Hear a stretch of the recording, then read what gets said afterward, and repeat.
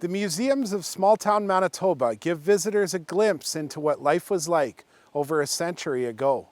With a large collection of prairie artifacts and pieces of history restored to their former glory, why don't you join me as we visit the Beautiful Plains Museum in Neepawa?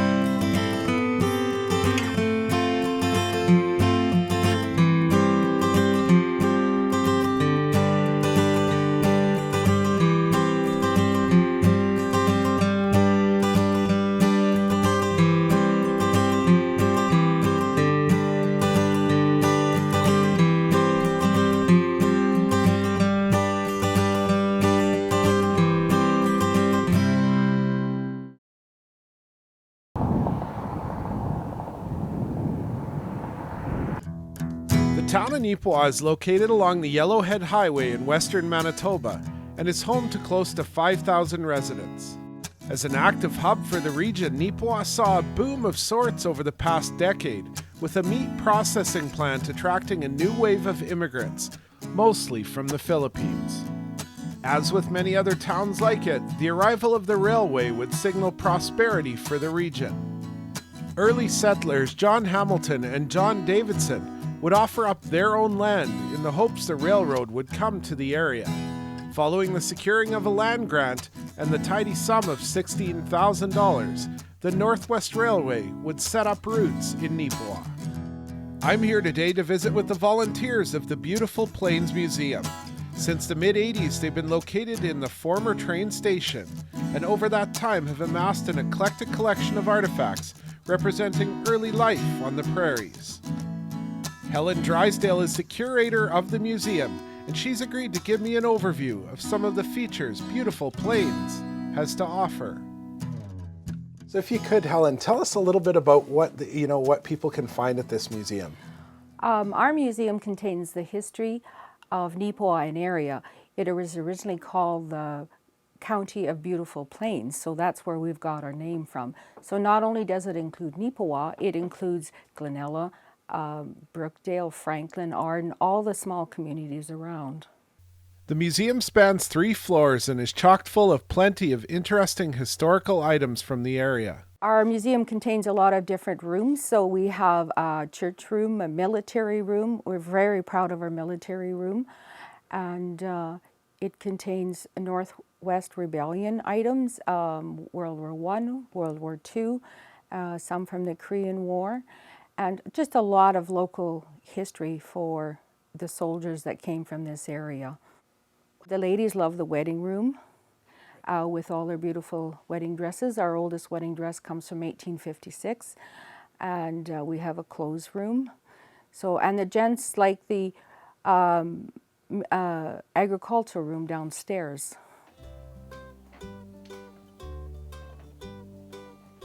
The museum has so many little corners to explore, and you can tell Helen is truly proud of the collection. As with many volunteer-run organizations, the Beautiful Plains Museum is a labor of love for the volunteers. 2 of those longtime volunteers are Bill McLaren and Rudy Jarama. They've joined Helen at the museum early on a Saturday morning to help maintain the exhibits for the general public. A lifelong resident of the Beautiful Plains area, Bill's family have roots as deep as the town itself. So Bill, obviously a very kind of early period piece in here. What are we looking at in this room? Well, this is made to look like a log cabin that settlers would have lived in. There's probably more stuff in here than, than they would have had, but this is what it's made up to look like. So looking at the Neepawa area and kind of the Beautiful Plains area, what sort of settlers made up this area? Well, the first settlers were from Ontario mostly. They were British descent, and then later the people from Ukraine and Poland came a few years later. And then there was German-speaking people as well. And then later yet there was Hutterite people settled in the area too. Many small-town museums struggle at times to find volunteers, with Neepawa being no different. I wanted to know why Bill felt it was important to stay involved. I think history is important. I like history. We have quite a bit of stuff at home because we've lived in one spot for a long time.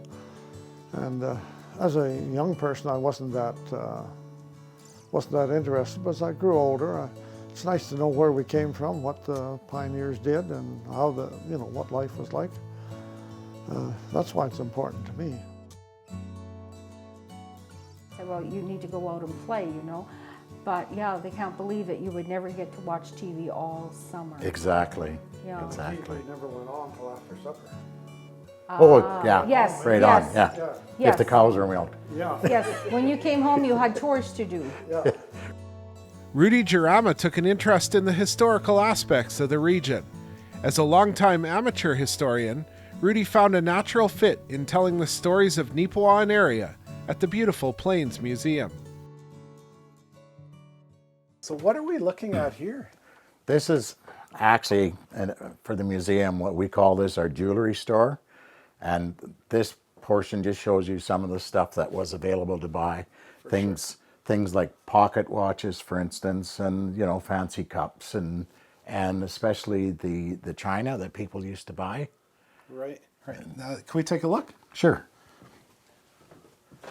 So obviously something that maybe wasn't as big a thing now, but in the day, this probably would have been a fairly expensive collection. It would have been, yes, very much so, because a lot of this stuff would have been, brought in from the UK. A lot of it is English bone china and stuff like that. Eh? Right. Yeah. Right. Where do items like this come to a museum like this? How do you end up getting them? Basically, just donated, as you can see if you take a look.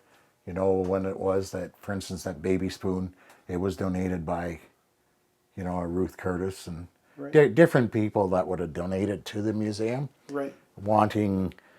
They had it in their family and had no need for it, and nobody else in the family wanted it, so they pass it on to the museum. Do you find that happens a lot as people pass on, that the next generation doesn't know what to do? Exactly. Yeah, on a yearly basis, we do have a lot of stuff. And people will bring in different things, be it old farm tools, or plates or whatever. Books, a lot of books come in. Some we will take and some we don't, because we got a trailer out there that is full and I have no place to put the stuff that's even in there. So Rudy was right about the overstock of artifacts. There is room upon room of antiques and collectibles at the museum. as you can see, by the tins and that, a lot of it would have been basically on the counters like that in the old general stores, and people would have come in and they'd say, well, I need mustard or whatever it is that they wanted, eh? My Uncle Mike used to run a general store in Elphinstone, and the front of the store was very similar to this. How difficult is it as a volunteer to get people to, want to put these displays together and want to come out and be a part of the museum? Right now, very difficult. When it first started, it wasn't that difficult. And we're finding now to get members that want to participate and work at the museum, it's very hard now. Although they face a challenge to keep the community engaged, Rudy shared that there is a sense of optimism building. They recently received a grant to bring the museum back to its former red brick coloring. And a restored hidden gem tucked behind the museum was sure to pique the interest of any railroad enthusiast. What do we have here? This is actually a railway car. This particular building was a pay car, and it was set out at a siding. And as the employees were building a railway, they would come, and this is where they would get paid. Okay. And they'd bring, their time cards were in here and stuff like that. So it almost would have been like an early bank. Basically, but a railway bank. Right. Absolutely. Is there a chance we could take a look? Oh, most certainly. So this railway car may not be exactly the same as it was when it was on the siding. Right.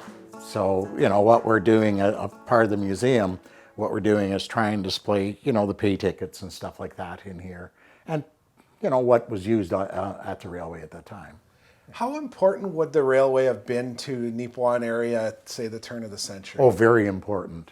I think that's one of the reasons the town were trying, that took the effort to attract the railway here, even though the Canadian Pacific was running north of town and they did have a railway station. with the Canadian Northern, when they came in here, it was ideal because people could walk downtown. When they got off the train, it was easy to walk downtown.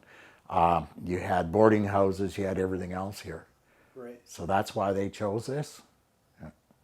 As a volunteer, how important is a museum like this to you and kind of to the community as a whole? To me, it is. I like preserving history, and I read an awful lot of Canadian history and stuff like that, especially history out in the prairies. I track not only just the history of the prairies, but even when I work in the museum, any old books that are there, I'll try and read them, and just to catch up on stuff. Always been interested in. Why do you do it? It's just me. I like Canadian history.